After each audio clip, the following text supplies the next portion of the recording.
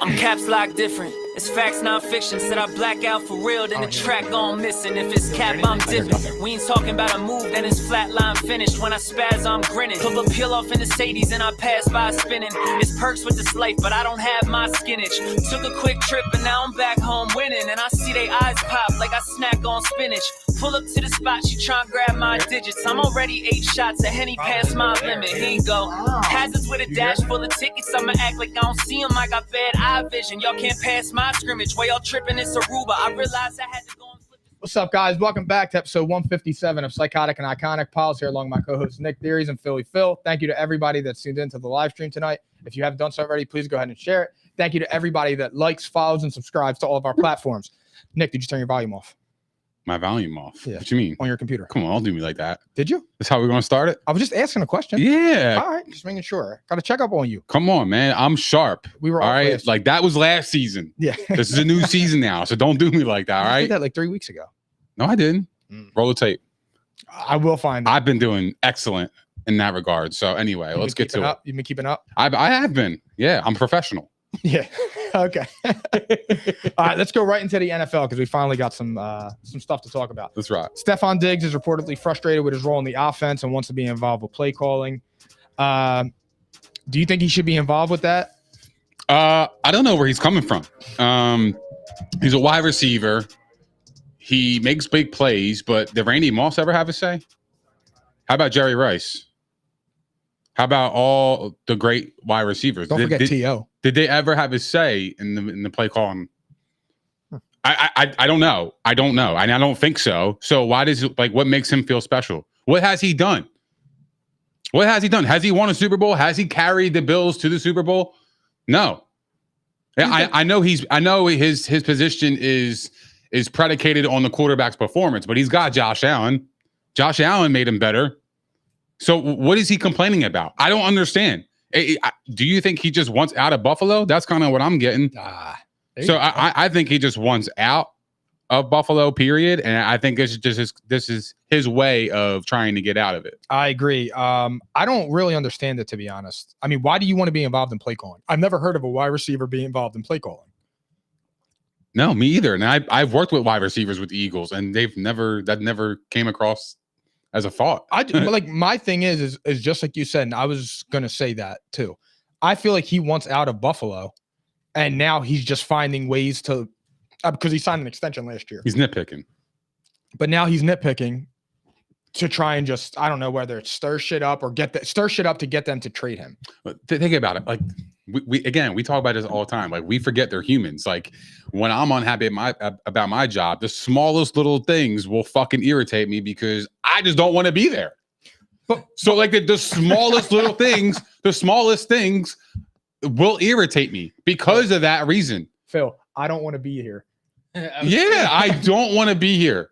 So yeah, like you're unhappy. So there, like the small little things will piss you off, and I think that's kind of where he's reaching at. The background's going to be a cubicle on the thumb. Yeah, it should be. I like to see motherfuckers in a cubicle though. On the real, I really would. It would be fantastic. The thought process and sitting in a cubicle for 8 hours is something. Yeah, you'll be cooking. I had a lot of conversations with God in that cubicle. I had a lot of conversations with myself. in that cubicle. Absolutely. Anybody does. Yeah. Everybody does. Yeah, but not for nothing. I don't think he should be anywhere near a game plan. I just don't understand that. Like if Josh Allen should be involved in it, yeah. Josh Allen is the whole offense. He's the quarterback. He's the one calling the plays. He's the one actually producing the plays. Like imagine being like 4th and 3rd on the 7-yard line and they're like, yo, Diggs, what do you think we should run here? Yo, Diggs, what do you think we should do? I mean, like, what is that? So do you think that this will get better or do you think it'll get worse as we get in the training camp? Because I think it's only going to get worse because when somebody is unhappy about their job, they are going to continue to be unhappy unless something gets resolved. And this won't be resolved because I don't think the Bills are going to give him the reins or even the slightest of ounce of play calling ability. I just don't see it. The only thing that can resolve it is to win a Super Bowl because he's upset that they got bounced last year. All right, you got to get over that.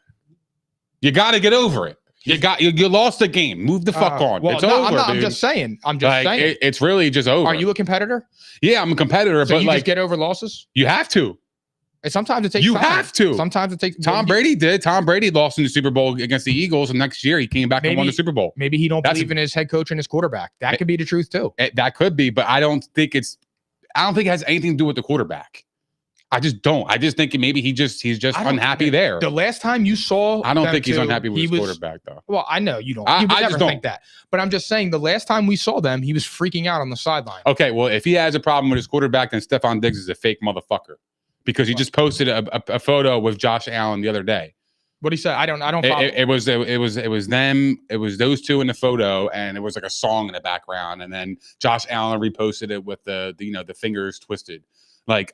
Oh, so they're in really bad shape. No, when you do it like that, and you're trying to portray to the public that everything is cool. You're in bad shape. Well, then I call you fake because then why would you post that? Because if you're going to post you're just trying to make you're trying to smooth everything out and let the masses know, like, yo, we're good over here. And then behind the scenes, off the camera, it's like, damn, trouble in paradise. That's fake. That's fake. I don't want that in my locker room. Hey, I don't give a fuck what you do. I don't care. I don't care what you produce on the field. If you are going to act like that, I don't want you. My whole thing is I don't know where this came from. Diggs was never like that. If it came from last year's playoff game, he's got to get over it. He's got to get over it. There's only one team that survives in the end every year. Only one team gets to celebrate. It's hard to win the Super Bowl. That's why I'd be trying to tell you motherfuckers up here that Tom Brady is the GOAT, because when you win 7 of them things, that's hard. That's a hard thing to do. It's not 7 of them. It's the 10 that he's been to. Yeah. Diggs has never been to the Super Bowl, but now he's upset over a playoff loss, and I get it. Like, I get it. You're a competitor, but bro, it's been like literally 7 months. You got to turn the page because your team needs you. You need to focus on 2023. Right. It's a different roster. It's different coaches. I totally agree. It's a different vibe. I don't know where this came from. And there's something going on weird with Buffalo, and it's fitting into why I said I just feel like Buffalo's the team this year that takes a step back, that everybody still thinks that they're going to be as good as they were last year, and I don't see it. I'm going to be honest with you. I'm kind of leaning towards them having a down year too, because there's too much drama. The loudest in the offseason normally don't go. That's why I'm also scared about the Ravens. Like, he's frustrated about his role in the offense. Someone who's frustrated. I just don't understand that. I just don't understand that. Like, what's he frustrated about? What do you have last year? 1,500 yards? And 12 Bro, it's not even that. He had 154 targets. What the fuck do you want? Yeah. What do you want? 10 targets a game. And you're frustrated with your role in the offense. What are you frustrated about? This is what I'm talking about. When people hate their jobs, they nitpick at small things when it doesn't make sense. It irritates them even more because they don't want to be there. But what happened since that divisional round loss and now that makes him hate his job all of a sudden? Because he didn't hate it when he signed his extension. Maybe he hated his role in the playoff game. Well, not for nothing. He got locked up. If you're a number 1 guy and most people call him a top 3 wide receiver right now, you got to get open. I agree with you. You got to get open, or unless your quarterback was just missing you. That could have been the case. So I honestly don't know, and maybe that was the case because that's why he was screaming at Josh Allen on the sideline. I don't know, but something transpired between January and now that is now making Diggs be like that, because he's normally not like that. And that's one of the reasons I used to like him. Not that I used to like him, but I like Diggs. Well, let's go to the stats in that game. They lost 27-10 to the Bengals in Buffalo. And they got smoked. They were in Buffalo? They were in Buffalo. And it was fucking they scored 10 It was points? snowing. So that should be an advantage, Bills. Should be. Damn. And Diggs' stat line that game that we're referring to is horrible. 4 catches for 35 yards. How many targets? I don't know the targets. 4 catches for 35 yards. 4 catches for 35. Yeah. Your last show and you have 4 catches for 35 yards and you want input on the game plan. Well, maybe that's his sign of saying, hey, you should have got me involved a little bit more. But that's not something to go to the media with. If you're close with your homeboy like that, you can go to Josh and be like, bro, what the fuck you doing? I don't disagree. And I said that in that episode when me and you talked about that. I said, you never show up your friend like that. And what I say, Nick, even if I thought me and you were arguing, I would never do you like that in a public setting. I would defend you in a public setting. And then when we were behind closed doors, I would tell you like, bro, damn, you really shouldn't have done that. I've done that. Yeah. He had 10 targets that game. Okay. Not good. 10 targets, you're involved. No, I'm saying 10 targets is good. I'm saying 4 catches on 10 targets. Not good. Yeah, it's terrible. But that also could be due to game plan for the opposition. I mean, but I'm sorry, but you're frustrated by your role in the offense and play calling. Okay, well, you've never been a play caller. Why would I give you the reins of even play calling in general? Second off, you're frustrated in your role in the offense when you had 154 targets. I mean, if you go in the league, he has to be top 5. What? In the league in targets. Oh, absolutely, dude. Right? He has to be top 5. So what is he frustrated about? If he wasn't getting targeted, if he was in a 120 range, then I could see his point. But he's getting 150 targets. I don't understand. Quarterbacks throws, just say 400 times a year. Bro, you're getting at least 33% of the target share. What else do you want? You're having your time to shine. You're having your time to make your money. So what is it? He's fourth in the NFL in targets. Justin Jefferson led the league with 184. Does he want 30 more targets? That's what does he want? Yeah. Like, what are you looking for? He wants to win. So these reports are just kind of just like, yeah, there's probably a lot of truth to them, but how far? I don't know. We will see in about a month when training camps open and we're getting ready to get into the preseason. We will hear more about this. But from who? Or is it going to be swept under the rug? Nah, because it needs to save face. That's not getting swept under the rug. But let's move on. Another wide receiver, DeAndre Hopkins, visited the Titans and the Patriots. Patriots reportedly feel good about the possibility of about Hopkins signing with New England. A report came out, though, from Tom Curran saying that some people at Patriots place are still wary about how Hopkins will fit into the Patriots culture. How do you interpret that word culture in that report? I want you to go first. I'm curious to see what you're going to say more than me. I don't understand it because the culture right now is losers. And my thing is if that's what you're talking about, DeAndre Hopkins been losing a lot in his career. He's been putting up great numbers. Don't do that. But he's been losing. That's not true. The Patriots have been a fucking storied franchise the last 2 decades. Oh, really? What was that record last year? I don't care. No, I'm just asking. I'm talking about the last 2 decades. I'm not talking about right now. Oh, so you're talking about the last 2 decades? Yeah. Last year in the last decade? When you say losers, you're referring to the Patriots organization. And I don't believe that is true. We need to run that back real fast because I said the last few years. Okay. See what I'm saying? Listening skills. All right. Whatever. So last year, what was their record? Well, did they make the playoffs a couple years ago? 2 years ago. No, 3 years ago. No. They missed it the last 2 years. Oh, no. I'm sorry. Mac is a... Mac Mids was No, there. they missed it with Cam. No, Mac Mids was there. Mac was in the playoffs. Oh yeah, they did. Sorry, they got smoked. You're right. So no, I just think I think the culture right now is that they're losers. Okay.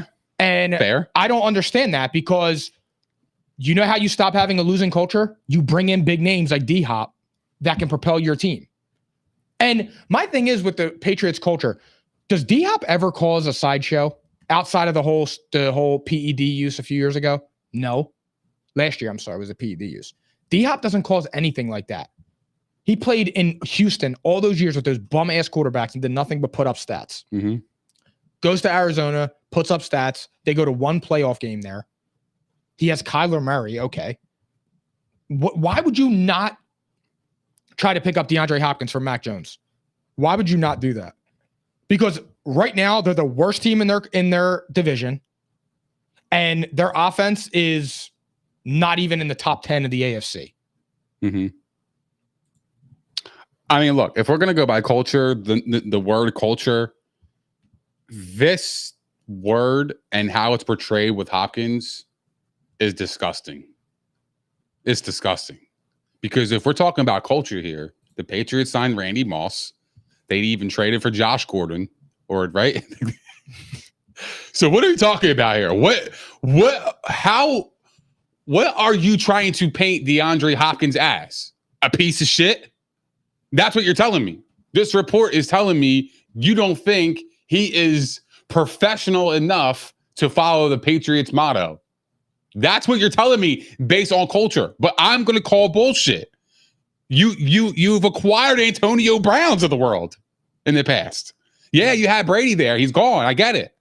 But you've acquired these troubled players. So what culture are you talking about?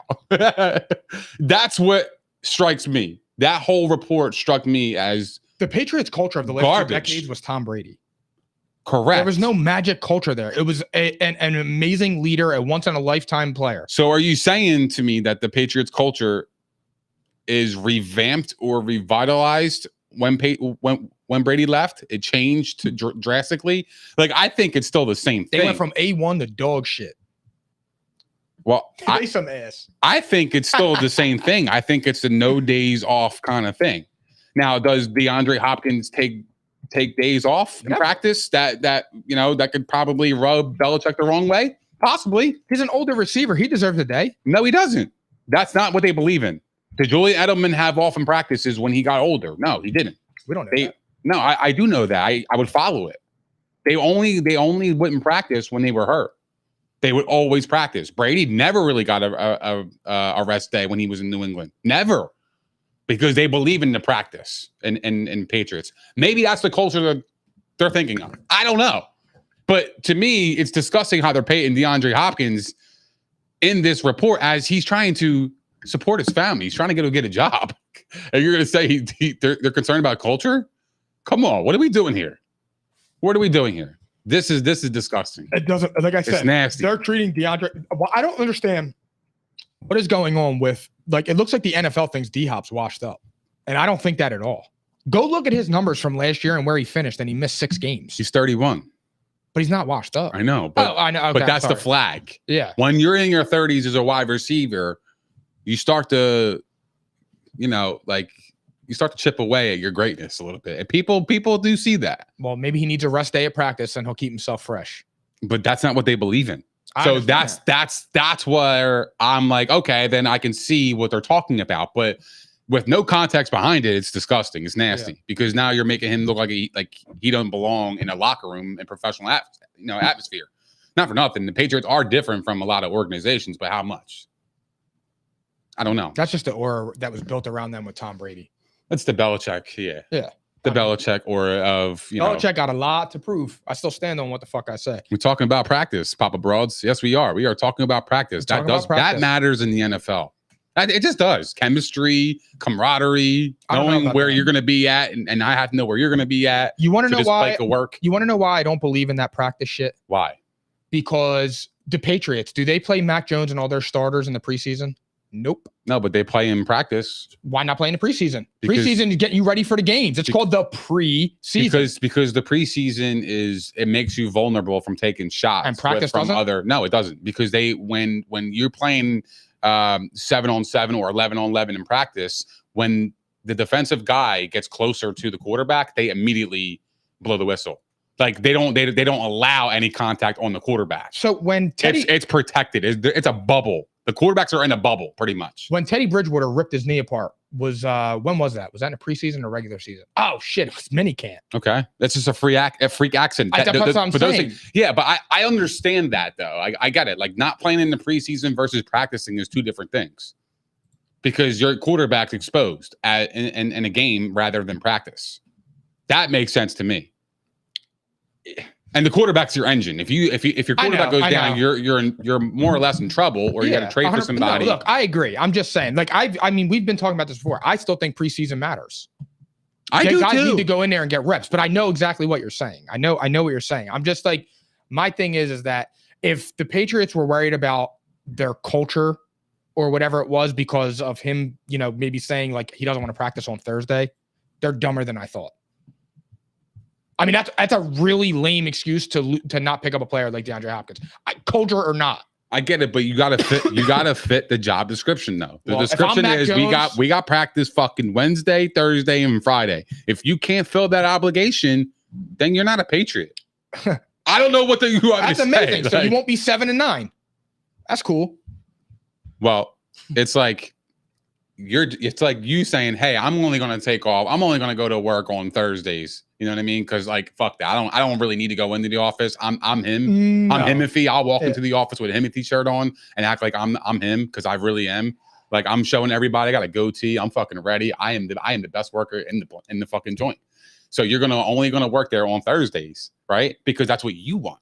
Mm-hmm. But your job needs you every single day. And you're saying, well, I don't need to do that. I'm him. I could do everything in one day. That's what I'm talking about. Nick, but when I go to work, I'm love saying him. it's a lot different from what we're doing than what they're doing. The physical toll I on their get bodies and it. stuff. I get it, but the logic is still the same. I guess It is. I guess at the end of the day, it's right. I don't know. I know what you're saying. I know what you're saying. saying. Patriots don't have a fucking wide receiver to save their lives right now, right? So you're like, all right, well, you should take anything at this point to help your team. But they're saying our culture matters more than that one player. I can't get mad at that. I can, but you've been asked the last few years. The only thing I'm disappointing is what are you talking about in terms of the culture? Here's the thing. That's the only thing I have a problem Even with. if they get D-Hop, you could still make the argument that they're the worst team in the division. Yeah, they've gotten better, but even with D-Hop, they're the worst team in that division. On paper? I mean, yeah, that's all we have to go off right now. But they are. And that's the truth. No matter which way you slice it. But D-Hop would increase your chances of being better. Like, with that point, you put D-Hop on there, they may have an opportunity to be the first division that all 4 teams make the playoffs. You think the Patriots are going to be last in this division? Absolutely. It's not even a question. I don't know. Here we go. I gotta be honest, yo. Okay. They're one of those. They got hard ass schedule though. Hold on, you might be right. They got a hard schedule, bro. I do this, bro. No, they really got a tough schedule. Do you think I just say shit to say it? No, but I like to root for New England. I do. I like to root for the Patriots. They got a soft spot for me. I could tell. So yeah, we're rocking the. Well, it's Brady. That's my guy. But they play the Eagles. They play the Dolphins, the Jets, the Cowboys, the Saints, the Raiders, the Bills, Dolphins, Commanders, Colts, Giants, Chargers, Steelers, Chiefs, Broncos, Bills, and Jets. They got a fucking schedule. Right now, off the top of my head. They got a schedule. I don't see them winning 5-6 games. They have 5 games. They'll beat the Raiders. They'll beat the Commanders. Maybe. You don't know. They'll beat the Giants, maybe. They're gonna beat the Jets one game, though. They're gonna get one on Rodgers. We'll see. I They doubt will. it. We'll see. I doubt it. So then Dalvin Cook chimes in and says it will be epic if him and D-Hop join the same team. What do you think would be so epic about it? Nothing. It's just because how can it be epic? Where are you're gonna go by if DeAndre Hopkins goes to New England and Dalvin Cook follows him? Okay, they have Ramondre Stevenson. You think Dalvin Cook's going to start over Stevenson? I don't think so. Stevenson produced amazingly. Nor do I think is Bill Belichick going to pay a running back 10 to 15 million. Never. It's not going to happen. It's never going to happen. It won't happen. Bill Belichick is going to retire not paying a fucking running back over $12 million a year. It's just guaranteed. On the subject It's of that, guaranteed. To get off track a little bit, do you think that big money for running backs is extinct? Yes, I do. I think the big money in terms of like the $80 million, $90 million. Oh yeah, that's gone. I see these players getting 3 years, $39 million, $13 million a year, $14 million a year, depending on who you are. 15 max. I don't see them. I don't see the rebound. I don't see a 7-year, $105 million contract from a running back. I just don't. And that's where I feel like kind of devalues the position to a degree. It definitely did, because now you're seeing teams like the Eagles who got Rashad Penny. They're paying him $500,000. They get rookie running backs like they're not paying Algier anything. The Falcons, they go and get what's his face, who's doing the drafts, Bijan Robinson. Yeah, the Eagles trade for DeAndre Swift. They let Miles Sanders walk, because you can just do that with running backs because teams aren't chopping at the bit. Ezekiel Elliott was probably the last running back to get a contract like that. Maybe, I don't know what's going on with Saquon. Apparently the Giants offered Saquon $14 million and he said no. Well, look at the last couple of contracts that were big money for running backs. Look at Josh Jacobs. Josh Jacobs just led the league in rushing, and they franchised him because that's what it's going to be. And if he has another big year like that, what's going to happen? Are they going to franchise him again? Well, no. What's going to happen is he's going to get a 3-year deal, and he's going to get probably $15 million a year. He's going to get top of the line market, right? But that's what I'm saying. What is top of the line market? But there's no security though. There's no long-term security. You're getting a 3-year deal. There's no 5-year deals anymore for these running backs, unless you get drafted in the first round where you have a 5-year window to prove yourself. Then that's different. But other than that, when they get into their second contract, they're not getting a 5-year deal. They're getting 2-3 years. That's what they're getting. So yes, it devalues the position. That's why I think teams don't really like to put their running back as the center point of their entire offense. Like, I think Tennessee has made a lot of mistakes with Derrick Henry. Derrick Henry is like, Derrick Henry reminds me of when Adrian Peterson literally ran Christian Ponder and the Vikings when he won the MVP to the playoffs. Yeah. That was the last time we saw that. I mean, Derrick Henry, he gets 30 touches a game. But those players are few and far between, and we don't see them often. That's why when you have a Derrick Henry, you have Adrian Peterson, you got to capitalize. Yeah. You got to get me a quarterback that can get me the distance. You can't get me Tannehill or Christian Ponder. So I got Derrick Henry in the back, who's pretty much leading the Tennessee Titans, every game. If he leads them again this year with those amount of touches, I mean, it's just going to be unprecedented. The amount of carries he gets year after year and he's not breaking down is nuts. But he's not going to get the respect because not many teams believe in that formula of having a running back center of their offense. No, they don't. And that's where I have a problem with, that's why the position is devalued. Because if you're running back centric and he goes down, well, fuck, yeah, we can mix match, the running back. But my running back in Derrick Henry is way, way better than my fucking backup in Haskins. Yeah. You know what I mean? Like, it's night and day. Our offense won't run the same. They have two different styles. So if you're running back centric, you're fucking screwed because now you don't have any valuable piece to back them up. What the Eagles did is the perfect example. You get cheap running backs, you build the rest of your team, and you get a good offensive line. But that's exactly what it is. But it devalues the position. Now it's a pass-happy league. Teams want more pass-catching backs. They want look at Ramondre Stevenson. Look at Eckler. Yeah. Doesn't really run through the tackles all that often. He'll get you 1,000. He was splitting carries with Sony Michel through the first and 6 Joshua games. Kelly. Yeah. And then they drafted Isaiah Spiller. So yeah, there is like the he wanted a contract this offseason. Now that we're talking about that, he wanted a contract and they said no. Yeah. That's why the running backs of the old ages are going to keep their records because it's never going to be on the same wavelength or the same style and the same volume won't be the same as it was back then. Yeah. Different style of play. Like I feel like back then it was just all ground and pound, play defense, hard nose, because you were able to smack the fuck out of people back then. You can't do that no more. So your style of offense has to change. So that's why that's good. They go with a more pass happy league. And obviously it's been working because I feel like the NFL is really a lot more exciting than it is. Obviously. I mean, I appreciate running the ball though. That's still a staple in the game. Well, you still need to do it. Buffalo can't do it, and that's why Buffalo's not going. I agree. That is Buffalo is the purest example of you still need to be able to run the ball effectively. Right. So, but all right, that's enough of the NFL. Let's go on to the NBA because a big trade happened the other day involving KD again. How amazing is that? Bradley Beal gets traded to the Suns. Suns get Brad Beal, Jordan Goodwin, and Isaiah Todd. Wizards get Chris Paul, Landry Shamet, multiple second rounders, and multiple pick swaps. Give me your thoughts on that. Wow. I want to say, I want to give my grade for this. And I think my grade is fair. I'm going to give a B-. To who? I'm going to give it to both teams. I'm going to give B- to the Suns, but I'm also going to give a B+ to the Wizards. Here's why. Hear me out. I'm fucking listening. Well, you gave a fucking dirty ass look that I didn't appreciate. I had indigestion. And I had indigestion. I felt attacked. Okay, that's what I felt. I'll wear a mask. So I'm going to tell you. I'll wear a mask so you can't see my facial expressions. My apologies. It's okay. It's all good. Anyway, what I was saying was, I'm giving the B- to the Suns, and I'm giving the B+ to the Wizards. Here's why. Bradley Beal, they got something for him. Anytime you get rid of a player that you have no interest of keeping and you got something in return, I tip my fucking cap any day of the week because you could have just cut him and not have anything for him. So I cut my cap for that.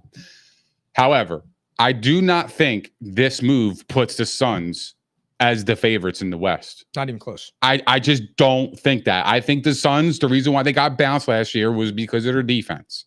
It had nothing to do with scoring the basketball. Devin Booker was putting up 40 a fucking night, and they were still losing. On 80% shooting. They were still losing because they didn't have any defense. So this doesn't address anything.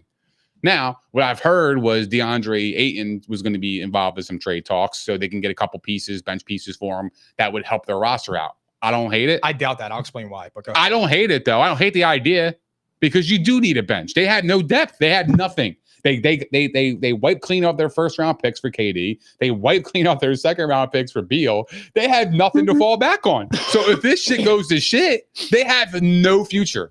You have 3. So what happens? You have 3 injury-prone players, and your center has no dog in them. And here's the thing. I don't think they trade Ayton because Frank Vogel likes to play big. Frank Vogel plays with traditional centers. Right. When the Lakers won the title in 2020 with Frank Vogel, they had JaVale McGee and Dwight Howard. That's how Frank Vogel got Roy Hibbert a max contract in 2014. Mm-hmm. Nobody even or 2012. Who talks about Roy Hibbert? It's just the way Frank Vogel did it. 2020, nobody could score on the Lakers. Frank Vogel plays big. And my thing is again, you didn't address your depth. You didn't address your defense. Bradley Beal is good, but Bradley Beal is not a top 10 player. Mm-hmm. Bradley Beal's not a top 15 player. Totally agree. I don't know if Bradley Beal's a top 20 player, but I'm just saying. I don't think he's a top 20 player, to be honest. He was in the 20s probably, but I don't think he's a top 20 player. He's missed 74 games over the last 2 seasons. Devin Booker gets injured. Kevin Durant gets injured, and he's 35. And you just lost Chris Paul, your leader. What is Kevin Durant famous for? I am not a leader. I don't want to lead. Can Devin Booker be a leader like that? I doubt it. Because when Devin Booker didn't have Chris Paul, he won 19 games. He won 25 games. Bradley Beal, has he ever been part of a winning franchise? Has he ever been part of a winning culture? No, he didn't do anything with John Wall. So, look, the new owner came in. He acquired Kevin Durant. He tried to make another big splash for Bradley Beal. That's great. But unless those guys score 40 points a game, they're going to get blown off the floor. You know what? The new owner for the Suns, he's a fucking savage, yo. I got to tip my cap to him because he wants to win. I don't know if he's a great GM. I don't know. But it's clear as day that he wants to win. You acquire Kevin Durant, you acquire Beal. Like, you're making moves out here. You are, but the problem is that you can't just trot 4 guys out there. I get it. I mean, your starting point guard is going to be Cam Payne. That's why I think that the DeAndre Ayton trade is eventually going to have to happen because they have to fill out the rest of the roster unless they get vet minimum deals. Well, they're going to have to get better. Maybe go out and go get Danny Green, but that doesn't even help you. That's a shooter. You need fucking defense. You need defense. Who can they get to help? Miles Turner? Honestly, they should call Dwight Howard. Maybe. Dwight Howard could help them in small doses. He 100% can. Dwight Howard's not Dwight Howard of 2009. No. But Dwight Howard can still play a little bit. They need defense. That's what I'm saying. Somebody can get in there and get you rebounds. That's what they need. Kevin Durant's not getting in the post and banging with those guys. Neither is Devin Booker. Neither is, come on, bro. It's time to grow up. Neither is Bradley Beal. But I'm just saying that they need to get big men and they need to get depth. That's my concern. Who is the leader? Who's the best player on that team? Is it Devin Booker or is it Kevin Durant? All right. I think it's Kevin Durant still. I'm not there yet to put D-Book ahead of KD. But if you looked at the last postseason, man, it's hard to argue that side still. And I'm not even a KD player. I'm not a Devin Booker guy like that, but it looked like Devin Booker's team. It does. But I'm going to give KD the benefit of the doubt. I'm going to give him the benefit of the doubt because of his greatness, and I know how he can be. So I'm going to say it's going to be KD still. So Kevin Durant is now on. Apparently, they're saying that the Suns are now a super team. That's what he said? No, I'm saying like the media is saying that they're a super team again. Yeah, so Kevin Durant was on the Thunder with Westbrook and Ibaka and Harden. Then he goes to the Warriors. Then he goes to the Nets. Now he's on the Suns. So my thing is that what happened to KD's mindset? Phil, can you bring up that graphic? Did you send it to him? Yeah. All right. What happened to this mindset when LeBron went to Miami? This is the graphic? Nah. No, I have it. Oh, I didn't hit send. But my thing is what happened to that? This mindset. So let's pull up the clip, Philly Phil. Pull up the clip, yo. What happened? We got to talk about this. This is a must talk about. And anybody that's watching right now, please chime in. Tell us what you think. What happened? How do you go from this? Now everybody want to play for the Heat and the Lakers. Let's go back to being competitive and going at these peoples. What happened to that? Because he's not going at anyone. The only way he's going at everyone, but he needs an army with him. That's what I'm saying. Like, what happened? What transpired? Like, It was all duos. So what I'm thinking is Kevin Durant a victim to the media? Did he get scared as fuck and was like, yo, if I don't win a ring, I'm going to get crucified or I'm going to be forgotten completely? We talked about this. Is he a victim of the media, though? No, he's a victim of He's a victim of himself and impulsive decisions. But that season, He never should have. First of all, I don't think he should have left OKC to begin with because I thought Kevin Durant was great enough that him and Russell Westbrook could have won a title. They were the best team in the league that year. but you know why he did it. He did because You he know wanted to why. win a ring, and it was the easiest way. But you know why he did it, though. He was influenced. Oh yeah, because LeBron made it okay for stars like that to switch Yep. teams. Because if LeBron could do it, anybody could do But it. the difference is LeBron didn't join an already championship-made team that just won 73 games. The scenarios were totally different.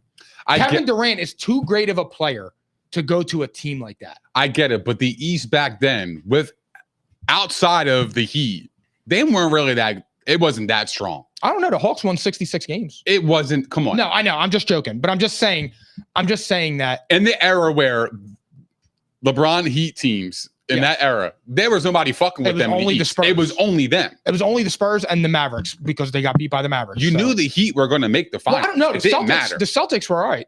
Yeah, but they were not. And, Were the not Celtics, to them. It was the Celtics and the Pacers. Those were the two teams that were. He went to the finals every fucking year. They were there. Yeah, well, that's what I LeBron mean. went to 8 of them straight and 9 of 10. That's what I mean. LeBron dominated 2010 to 2020. Right. So nobody So- was fucking with them regardless. That's why to me, I know what you're saying. Like the scenarios are different, but in reality, the result is the same. Same premise. The same thing. Yeah. No, I'm with you on that. But my whole thing is like I think KD felt the pressure of having to win a ring, Yes. and it was just like he just couldn't take it anymore. And Golden State was right there, and he was a free agent. So he was a But victim to the unfortunately, media. Yeah. I still don't believe KD feels fulfilled. He doesn't feel fulfilled because he's never led a team by himself. I don't think he in his heart feels that he gets the respect that he deserves because of the way his ring was won. Would you feel that way though? Why does he feel that way? Because he knows how great he is. But Bro, Kevin Durant, think about this. Nobody has how good. so is he disappointed in himself? No, I know Kevin Durant's great. You know Kevin Durant's great. Kevin Durant is one of the 10 best players I've ever seen. Right. You've ever seen. Yeah. But when you talk about the top 10 of all time, nobody puts Kevin Durant in there.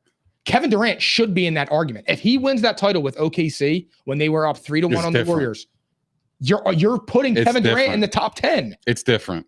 Or if he wins one with Brooklyn, you're putting Kevin Durant in that top 10 conversation. It's different. You are. Because look, It is. here's a perfect example. Steph won before him. Steph won with him. Steph won after him. What are people now saying? Steph Curry is a top 10 player ever. I agree. Yeah. I believe Steph Curry is a top 10 player ever too. I believe that wholeheartedly. Yeah. And I've been on record for years saying that Steph Curry is better than Kevin Durant.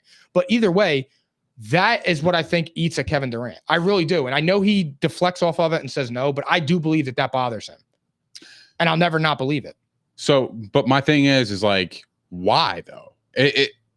That means that just tells me he's disappointing in how his career transpired. If he's not happy or satisfied, how can he not be satisfied? At the end of the day, I think there's part satisfaction because he does have 2 finals MVPs and 2 rings. Yeah. But there's a part of him that knows he will never be looked at in the light of Steph or LeBron. You think he gives a shit? Yeah, I do. Because I think anyone that great has a huge ego, and I think deep down in their core it hurts because he knows how great he is. Dude, there are people probably don't even look at him in the same light as D Wade. Allen Iverson gets more respect than him, and Allen Iverson never even won a championship. But Allen Iverson went there with his team of Tyrone Hill and Theo Ratliff and Dikembe Mutombo and Eric Snow and Aaron McKee. What about Matt Geiger? Matt Geiger and Matt Harpring. He went there and beat the Lakers, the only postseason loss the Lakers had in 2000. Yeah, you're right. They were 16-1. He was their only You're right. loss. But my point is that Game 1. you get respect when he stepped over T. Lue. That's how you get respect in the league. And Kevin Durant never went through that. He never went through those steps. LeBron, he went through that. He couldn't do it in Cleveland. All right. He went to Dallas. How did he follow up after Dallas? That was the worst series ever. How did he follow up? He went to the next 7 straight finals and 8 of 9. That's how you do it. And Kevin Durant's just now, he's just, oh, I want out. He goes to the Suns. All right, get Brad Beal. Do this. Get Devin Booker. No, well, Devin Booker was there, but I think the Brooklyn Nets era for KD really put a damper in his career. I think that was a low spot. It was like almost like a Randy Moss going to the Raiders. Or the Titans. You forget about those years. The Titans. You just forget about those years. They weren't significant. They weren't impactful to his body of work and who he actually If KD is. stays on the Warriors, it probably has 2 or 3 more titles. Yeah, they would. You really can't say anything about it. There would be a lot of people saying, he never did it by himself still, because that theory or that premise would still be accurate. But if you win 4 or 5 of them things and you got 4 or 5 finals MVPs with it, I mean, even so, either way, somebody's going to have something to say regardless. Of course, because when you are great, you nitpick. When you're ranking top 10 players or top 5 this, top 5 that, when you are ranking athletes amongst the best to ever play, what do? You have to nitpick. That is how you build your argument. But that's my point. Nitpick from shit. That's my point. Like, before we even talked about this, that's what I was saying. Like, do you think he's disappointing in himself and his career? Because if he's not satisfied with how things went, and we're talking about a Hall of Fame player, and he has 2 rings and he has 2 Finals MVPs, like, what is he disappointed about? Is he disappointed in himself? Is he disappointed in other outcomes? Like, what is he so upset about? That's what I don't understand. He's upset about his perception amongst peers around the league. Charles Barkley's and Shaq's and all that. Because is it because you think that he deeply believes that throughout history, there wasn't many players that could fuck with him like that? I think he absolutely believes that. Like, go drop Kevin Durant on the 95 Rockets. I get it. It's Kevin Durant. Like, Kevin Durant's great. I'm just saying, when you are a player of his stature, you need to be able to not do it with an already built championship team. That is how you get your respect. Even if he would have gotten to the finals with Brooklyn and lost, he would have been more respected, because he got there. Mm-hmm. That's all it is. But now it's like, okay, what team can I go to make it the easiest for me? That's not what it is. Well, he didn't have a say in the Beal thing. I think it was just, he was probably saying, go get him. I'm sure it was just, it's just one of those coincidence things, though. It could be. Maybe. I mean, we'll never know, but. Poor Chris Paul, though. That man went to the fucking Wizards. Obviously, he's not going to stay there. Obviously, he's going somewhere else. Where do you think he's going? Lakers. Think so? But he would have to go there on the vet minimum. Yeah. Because I don't know how. Well, I think how would that work? I think he'll get bought out from the Wizards. Okay, I can see that. I think a buyout yeah. I think he'll get bought out, and then he'll go play with LeBron and, put him on there with Austin Reeves, LeBron, Rui, and AD. I think you got an all right team. What's the benefit of the buyout, though, for the team that? So if I acquire a player and then I buy him out, like, what is the benefit of that for me? Is it, obviously he's off the book. You save a chunk of money because he's off the books, and now they got Landry Shamet, who's a decent player. They got pick swaps, and they got a bunch of 2nd-round picks. Right. So now you got rid of the old player that you just had to take that money. You had to. You know what I mean? You had to take a step back to move forward. It just wasn't. Yeah, they had to rebuild that whole team. Yeah, and I don't hate it.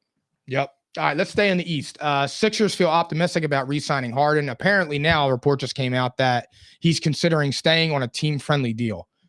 Do you think that would you like him to return, or do you think that they should go a different route? You know how I feel about this, man. I wanted the Sixers to explore Damian Lillard. I wanted them to figure something out. The problem is it's all about timing, right? Because right after the season ends, the finals, free agency starts to pick up, trade talks start to happen. So things start to pick up real quickly. So the Sixers, they made it to the divisional round. So obviously their window closes of how they can prepare for the next season, in my opinion. Like, I feel like a lot of things are rushed after the season, right? So, like, you have to make a decision, yes or no, ASAP. And at this point, it's like we're already committed to Harden. I'm not really thrilled about it. I don't think getting Harden back is going to put. Yo, you got the air conditioner on? Yeah, it's hot as a motherfucker in here. Well, we're just fucking potting right now. We're going so crazy, Man. And I think it's the lights. The lights will get a little hot in here too. So maybe my fever's breaking. Well, no, the air is on though. It's at 71. 71. That's I'm just cooking in here. My bad. yeah. I'm a fan. You are cooking. It's the goatee. It's the Himothy shirt. It's Come on, all bro. that, You bro. just fucking go. Well, look, man, you gave me the avenue. I'm gonna do it. You Go, know? come on, I bro. just think you're great. Thank you. Anyway, what I was saying was Harden. I'm not thrilled about it. What's there to be thrilled about, bro? Another second round exit because you know it's coming. You know it's coming, bro. We got Nick Nurse, dude. Stop. Nick Nurse. It changes doesn't shit. matter. Yes, No, it doesn't. Yes, it does. No, Nick it Nurse doesn't. is an X's and O's guy. Okay, that's great. And Embiid had a fucking MVP season and it didn't even matter. He hurt his knee. Oh my You God. know This that. is what Come we're on going to now, talk bro. You know he was hurt. I'm not blaming it on that, but I'm just saying they should have still beat the Celtics, but he was hurt. You can't even look at me with a straight face and say. Was he not hurt? Was he not wearing a brace and then took it off for the last 2 games? Did he look hurt, like playing a little bit though? I thought he looked fine. He had no lift. No lift. This is what we're talking about. He had no lift. Yeah, bro. You kind of need lift when you're a rim protector. What are we talking about here? All He right. had no lift. This is what we're talking about. No He lift. didn't. What? He didn't. Mike, just say it for what it is. This is what you're going to get from the Sixers moving forward. Cat. Barring injury from the Celtics players or the Bucks players, the Sixers are what they are going to be. The same fucking team as they were last year. The East could be weaker. The only way the Sixers propel themselves if it's Maxey makes another big jump, which is super possible. He will. Because did you see the Super jump possible, that Siakam bro. made under Nick Nurse? Did you see the jump that Van Vliet made under Nick Nurse? I'm not saying it's not possible. Fred Van Vliet won a championship and got paid because Yeah. of Nick Nurse. Yeah. Kyle Lowry won a championship under Nick Nurse. They fired Dwayne Casey, who was the 2018 coach of the year. They fired him and replaced him with the assistant coach, Nick Nurse. And the very next year, Nick Nurse, they got Kawhi Leonard, and he took the same team plus Kawhi Leonard and went and won the title over the Warriors. Mm-hmm. Bring that in with James Harden, Joel Embiid. You'll have a hungry Embiid because of the way they went out. People are talking all that shit. Oh, trade him.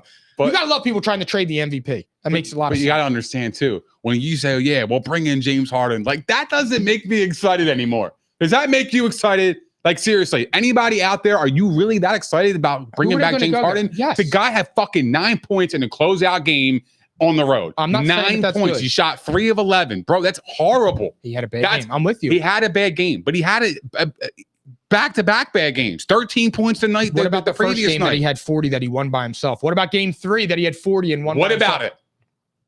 He kept him in the series. What about it? Yeah, he fell off at the end. But here we go. This is what I'm talking about now. But this is what I'm talking about. So how would though. you grade his series? How would you grade the series versus Boston? Consistent. How James Harden? Yeah. I would honestly give him a C+. C+. A guy who A had C+. 45 and 45. That don't mean shit to me because he had 45 and the next one he had 12. I know. Well, how do you explain that? I can't do that. I can't explain that part. But my point is that if you got rid of Harden, who are you getting? That's what I'm saying. And here's the thing, too. But that's what I'm saying. I don't know, but there was that rift they were saying about him and Doc. Doc wanted him to be a playmaker. James Harden criticized him. I don't know if that's true. We're about to find out in about 5 months or 4 months. But I'm just saying, Nick Nurse is X's and O's. You will see plays ran. Doc Rivers never did that. The offense always looks stale. The same with what's his face? Coach Brown. What was his name? Brett Brown. What if this is the Sixers' peak? Maybe it is. What if it is? And that's what I'm saying. It's like we're always putting the blame game on everybody else. Oh, well, James Harden wasn't really getting along with Doc. Like there's always somebody pointing the finger. Like why is there always at every failure somebody's at fault? Joel Embiid. What if they just tried their fucking best and they just reached their peak and that's what it was? Joel Embiid is too good to never not make a conference finals. I just refuse to believe that. I can't tell. I can't fucking tell. That's what I'm saying. He just won the MVP. Yeah, and again, the MVP to me, it's a great award, and I'm not saying nobody should strive for it. But if that's to me what I saw in the playoffs, that was all he was playing for this year, dog. Oh my God! Because when I'm looking at these stats and I'm looking at this game, I don't see how else. Do you see a huge drop off in the numbers from his regular season to the playoffs? To Embiid's? Yeah. Do you see a huge drop off? Let's look at it. Yeah, let's look at it. Let's go game by. No, I mean, be careful what you say here. Well, think very carefully. What you say here. Well, I don't have to think very carefully because when I speak, I'm very confident what I say. Okay. So game 2, 15 points. Game 7, 15 points. Okay. In a closeout game. What happened in game 1? Other than that, he was good. What happened in game strong. 1? He didn't play. Why? Because he was his name, right? He was what? It starts with an I.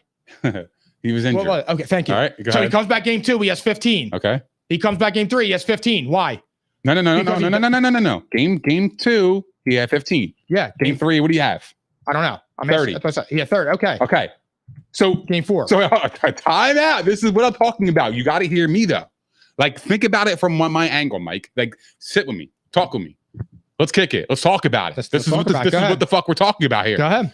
You sit out game 1, right? Mm-hmm. You don't play at all. Why? Injury. Got it. Cool. Game 2, 15 points. Why? Injury. Got it. Okay. Cool. Game 3, you got 30. Oh, Embiid's fucking great, man. Oh, yeah, it don't matter. The Sixers could still win regardless of him being injured, blah, blah, blah. Game 4 happens, 34. See, I told you, there's my MVP, man. I fucking told you, MVP. Game 5, 33. What about the injury? Anybody talk about the injury still? I didn't think so, because by this time, the injury wasn't even talked about, right? Game 6 happens, 26. No injury talked about here. But game 7, 15 points, they lose. Oh, no, I'm not. And now here comes the injury excuses. And this is what I have a problem with. I'm not. And I just don't subscribe to that shit. I'm saying that he all choked in game 7. Because you can't tell me. I'm not defending that. You sat out 4 days. So from game 1 to game 3, when he had 0 points in game 1 because he didn't play, to game 3, which was 4 days away. If you have a significant knee injury, knee injury, you ain't recovering in 4 days and putting up 30 points. It's just not happening. Oh, so you're saying, so do you think he was faking his knee injury? I'm not saying, I think it was probably precautionary measures. It could be. See, this is what I'm talking about, though. But how? Because nobody's giving him the benefit of the doubt. If he doesn't play, he's a pussy and he's not fighting through the pain. I didn't say that. But if he plays, he needs to be at the all-star level. I didn't say that. He's in a lose-lose. I didn't say that. But what I'm saying is, we're talking about the Sixers' peak here, right? Yes. And my point is, Embiid did not play in the game 7 like a fucking MVP. He didn't. He played like shit. That's my point. So what is our ceiling? We don't know it. We don't. I know our ceiling. Our ceiling is the second round because it's been proven from time and time again. And so getting James Harden does not excite me, Mike, and it shouldn't excite you. 2 years ago, what happened to the Nuggets in the first round? They lost. Who was the MVP of the season? Joker. What happened this year? Okay, but was Jamal Murray out? He's the MVP. Who? Joker was the MVP. But he also had Jamal Murray, who was also putting up 20 Jamal Murray got injured in January, brother. Before the fucking All-Star break. And he won the MVP. But and then he got bounced in 5 to the Warriors. Was Denver the number 1 seed? Were they a high seed? Yes, they were. No, I think they were the 5th seed because I remember them getting they were the 4th or 5th because I remember part of my argument was, how are you weighing an MVP as the 5th seed? So you can't just expect. I can though. He was the back-to-back MVP and got bounced in 5, and nobody was talking that way about Joker the way they were talking about Embiid now. So the only reason that they're ripping Embiid now is because he wanted to win the MVP and then he choked in game 7. Okay, so that means that next year Embiid can't elevate that team to the next level. And I know what you're saying. The last 3 years, they've been out in the second round. I get it. But sometimes that happens. You get a breakthrough. Look at Matt Stafford. I know it's going across the aisle there, but look at it. I don't disagree with you, bro. I don't disagree with you. But what you just said proves my point even more. The guy got bounced out in the first round a couple of years ago. And what did he do? He bounced back. He didn't just fucking stay at the second round. He actually won a chip. Okay. He went out and got it. So can Embiid do that next year? He improved. I don't know. We don't know anything. But you didn't know that about Joker last year is my point. Mike, they have lost in the second round for like 5 years in a row. Our ceiling is the second round. If you're trying to argue that that's not our ceiling, I don't know how you're arguing that, because the last fucking time I saw the Sixers play in the Eastern Conference Finals was 2001, and I was fucking 8 years old. I was 8. I'm 31. I was 8. So yeah, there is a problem. That's our ceiling. That's what I'm saying. So getting James Harden back doesn't do a fucking thing for me, because I saw the result. What's going to happen? It's going to be the same shit. We got a new coach. Okay. So what you're telling me, Doc Rivers is trash. Doc Rivers has I don't think he's trash. He's had the most blown 3-1 leads in playoffs. I get it. I understand. 3-2 leads. He won nothing with the fucking Clippers. He won 1 championship with the Celtics. He got passed up for Frank Vogel by the Suns. Okay, So what? yeah, obviously the league doesn't think that much of Doc Rivers, bro. Well, we have if we had him for at least a couple years, and we had him for Embiid's prime. We have to think so highly of him. My point is that he didn't really elevate him. You need coaching, bro. You do. Coaches matter. The reason why Doc got hired was because we, as a collective in the NBA community, has thought Doc Rivers is one of the top tier coaches in the league. Yeah, I don't know what happened to him though, because he hasn't won anything since 2009. All he's done is blow 3-1 leads. But what I am saying is, so now we are putting the blame game on Doc Rivers. What we're not talking about the failures of the players. No, I just said that Embiid choked. I understand that, but that's the problem that I have is that that's our ceiling. You want to know the other problem? That's our ceiling, Mike. But we've talked about this before. The other part of this, and we're going to go to him right now. Tobias Harris is your fourth scoring option, and he's on a max contract. Yeah. The Sixers got really screwed up, and they got their hands tied when Elton Brand traded for Jimmy Butler and Tobias Harris and them, and kept Tobias Harris on a max contract, and you lost Jimmy Butler. You gave Ben Simmons a max contract after he failed to improve. That's what I'm talking about. This goes back to 2019 with Elton Brand. Don't disagree. I don't. That's what that is. This is where a lot of it stems from. But Tobias Harris's name, poor management for the past 3 years, has been coming up in trade talks. I know, but Sam Hinkie, what the fuck's his name, dude? Daryl Morey. He acquired Daniel House Jr. He got PJ Tucker. Just give it a year or two. I get it. The second round, it sucks, dude. I'm a Sixers fan. It sucks to get bounced in the second round 3 times. But that doesn't mean that Embiid, coming off of his best season where he just won the MVP and he won 3 scoring titles in a row, and I'm just going to sit there and say, oh, trade him, sell high. Why would you do that? Why? What I'm saying is, why wouldn't you kick the tires in the idea? Doesn't make any. Why would you trade? It does make sense, because what makes sense about it is if you have only reached the second round, well, then you have to take a step back and evaluate the situation. Okay, how can we improve our roster? Okay, we're going to get James Harden back. That's great, but is that going to elevate us past the second round? Should the Trailblazers trade Damian Lillard? What the fuck are we talking about here? What? We were just talking about the Sixers. I know. I'm asking you about Tobias Harris. I know we were talking about that. We were talking about. I said about Joel Embiid, and you were saying they should kick the tires on Joel Embiid. Oh, so you moved on? My bad. No. We just talked about that. What? Are you good? Are you fucking good? I was talking about the Sixers, and you brought up Dame Lillard. What the fuck did that was come my from? counter argument. And I said, why would you trade an MVP coming off of 3 scoring titles? And you said you have to kick the tires on it. And I said, okay, so if you're the Trailblazers, would you trade Damian Lillard? My bad. I'm sorry. What am I missing out here? I misheard you. Okay, I apologize. You have selective hearing. I've been saying this for a long time too. It's either you accept my apology or you shut up. I accept it. I accept it. But would you trade Damian Lillard? If I'm the Portland Trailblazers, yes, because this has been going on for the last couple of years now, and I would be fucking sick of it. But has he made the second round at all? Has he made the playoffs? No. Has he gotten out of the first round? No. So they should just get rid of Damian Lillard? No, because look at their roster. The Sixers are built. Yeah, kind of. The Sixers are built. Well, you ain't built if James Harden's washed. What? Well, you got Maxey. You got Tobias, who's a max contract, but you have pieces where you can go get out. They need to get rid of Tobias Harris. That's what I'm saying. But the Sixers have pieces to improve their roster more than the Blazers do. Even though I like Anthony Simons and I like Shadon Sharp. I know. Yeah, I think they have a pretty good future. But they're not an attractive destination. So in reality, they're never really going to be that team in the West. So I think if I'm Portland, I'm going to trade. Because I'm tired of talking about Dame Lillard and his trade. I feel bad for Dame Lillard. It's time to move on, bro. Just leave him alone. Let him do what he wants to do. Stop saying, he needs to ask out. If he wants to ask out, he'll ask out. He's 31 years old. And that's the problem that I have too, because they keep fucking bringing it up. It's annoying. It's like it really is annoying to hear it every single day. It's like, bro, he doesn't want to leave. He likes Portland. Yeah, but he's getting annoying too, because in an interview, he was talking about the team that he would go to would be Miami. Okay, well, why would you talk like that? Yeah. But yet you want to stay in Portland? Like, why would that even enter your mind? Ego. But that's my point. Yeah. So I would move on. Yeah. So yes, if I'm the Sixers, what you're saying is I get it. Like what your counter argument is, why would you acquire somebody who hasn't had postseason success, right? And that I look at the body of work. I look at Dame Lillard. He's a fucking baller. I know, but I mean, if we're going by body of work, Jimmy Butler's better. It's not even a question. He could lead a team. If you're going by body of work, Jimmy Butler is better than Damian Lillard. And that's another thing. We had Jimmy Butler, and we've never made we didn't get past the second round. That's what I'm talking about. So there's other problems going on besides just the coach. But that's purely poor management. Totally Jimmy agree. Butler. Don't disagree with that. That is purely poor management. Absolutely. That's purely poor management. I got it. Yeah. Where do you think Tobias Harris should go if they trade him?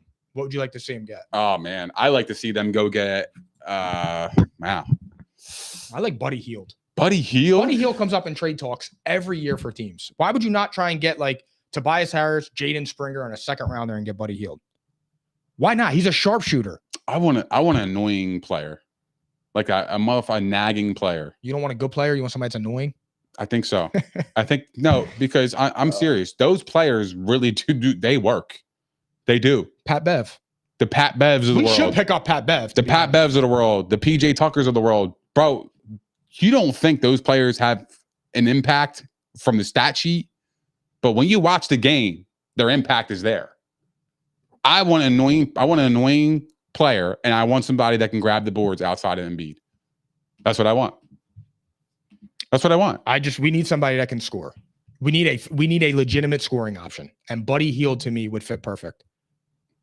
And I feel like you could flip Tobias and a few other bullshit pieces. But I don't think flipping Tobias for another scorer is really the end all be all for me, because like I feel like that would limit Maxi's growth. And if I want to see Maxi progress, I want to see him move up in our offense. Well, you need a knockdown shooter. You still do that. Yeah, and that's why I think Maxi can be that guy. Yeah, he's proven it. He can create too. He can create. Maxi's he's good. I'm not saying that. I love Max. I think he's fantastic. I think Nick Nurse is gonna make him a lot better.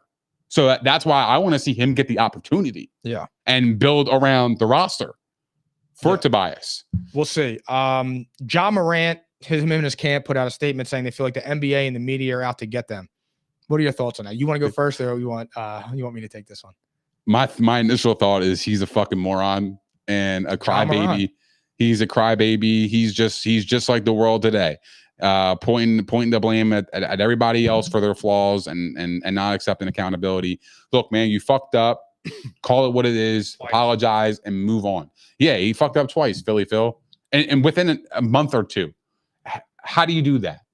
And why would you do that? And don't say we're out to get you. Nobody's out to get anybody. You're the one who did it. I didn't tell you to do that. So yeah, nobody's out to get you. You do it to yourself. That's my initial thought. My initial thoughts on that were, similar. It's the NBA and the media are out to get you because of the choices you made. Yeah. Nobody was driving in a car with you in Tennessee when your boy goes live on Instagram and you pick up a gun and flash to NBA YoungBoy. Nobody made you do that. Nobody made you go spend $50,000 in a strip club and pose on Instagram Live with a pistol. You know who made him do that though? The culture. His alter ego. It's culture. It is though. It is. But that's culture. It's a societal thing. It's going to the club. It's fucking spending 50 racks. Fucking strippers shaking their ass on their Instagram video to make yourself look cool because you're in that culture. That's like their culture. That's like the cool thing. It's like in high school, right? When you go out to a party, you get invited to a party. You feel like you're the shit because you got invited to that party. That's exactly what it is. It's like an ego thing, what you're talking about. Yeah. So it's like a way different scale. Bro, it's insane. Like these people are fucking dumb. They have all this money, but yet they're stupid as fuck. They can't talk. They can't say proper sentences. They don't know how to talk. They don't know how to form anything. Like it's talking about Joe Biden or Ja Morant? I'm talking about Ja Morant. I'm talking about players in the NBA. I watch a couple of interviews. They can't say a fucking sentence without saying I mean, these kids are teaching our youth when they're watching the television to speak like this. And yet they're making fucking $15 million a year. My father is probably making, just say the average father makes $100K a year, right? My father could speak better than him. He's a better citizen than him. He actually contributes to society because of his job. He doesn't entertain people like you, and you're getting paid millions of dollars and you can't even speak a fucking sentence and you do dumb shit like this. If my father walked around with a gun and wasn't licensed, he'd be in fucking jail. Yep. But this guy is all good to go. Privilege. He gets to go to Florida and have training for a couple hours. Can you do that? What the fuck is that, bro? What are we talking about here? This is what we're teaching our youth, and this is a problem. Like this is the problem. Like, okay, yeah, I could do the same thing as Ja Morant and they're just going to tell me to go to therapy. No, they're going to send your ass to jail. I agree with you, bro. That's what society that's is. the shit. That's I mean, bro, that's we don't even know know what bathroom to use. That's where we are in society. We don't know. I don't know what end is up. And it's just, you can do whatever you want, whenever you want, and there's no consequences. It's sickening. Because everything now is, we need to accept you and all that type of shit. But no, John Morant's a dumbass. He's embarrassing. He's pathetic. He's immature. He doesn't deserve the platform that he has. He doesn't deserve the fame and the money that he has, the recognition. He shouldn't be trusted until he's given you a reason to trust him. I wouldn't be surprised if before his 25-game suspension is up, from now until midway through December, when that 25 is up, if it doesn't happen again, something stupid. If it does, because I don't think a leopard like that changes the spots. I just don't do it. When it happens in a month or two in between, you got problems, dude. And again, I don't know what is stressing you out so bad, because in those videos and you're flashing them guns, you don't look stressed out. You look like you're living, you're partying, you're having fun. So I don't know about that. Back to Damian Lillard. Jimmy Butler's reported is recruiting him to the Heat. You think if he goes there, the Heat would be favorites? I love it. Favorites, probably no. And where do you think Dame lands next season? Excuse me. I actually think Dame is actually going to be in Miami. I think Miami was in the running for Beal. I think ultimately they decided to not go that route. I think because they actually feel strongly about Dame Lillard, the possibility of that happening. So I actually think Dame is going to play in Miami. I really do. I think Bam Adebayo could be on the move as well. Here's my thing. If they get rid of Bam Adebayo, they're not the favorites in the East. If they could figure out a way to do it. What if you get rid of him and you just got better too? But who can guard Giannis? Who can guard Embiid? That's the problem. Who can guard Nick Claxton on the he's showing up. Who could guard Jarrett Allen? Yeah, but who can guard Jimmy Butler and Dame? I mean, that's tough. I know, but you have no size at that point. They have 3-point shooters too. They got, Well, no, you're gonna have to get rid of them. It's Damian Lillard. I mean, that is my only issue. I don't know. I don't know. What package can you possibly make up that is worthy of Damian Lillard? I don't know how they swing that, because I would feel that it would be Hero, Bam, Vincent, and again, you go back to Rudy Gobert, 4 firsts. I would say, maybe 3 firsts. Maybe Duncan Robinson, Lowry, Hero. I know I'm taking Lowry. Teams would. You'd be surprised.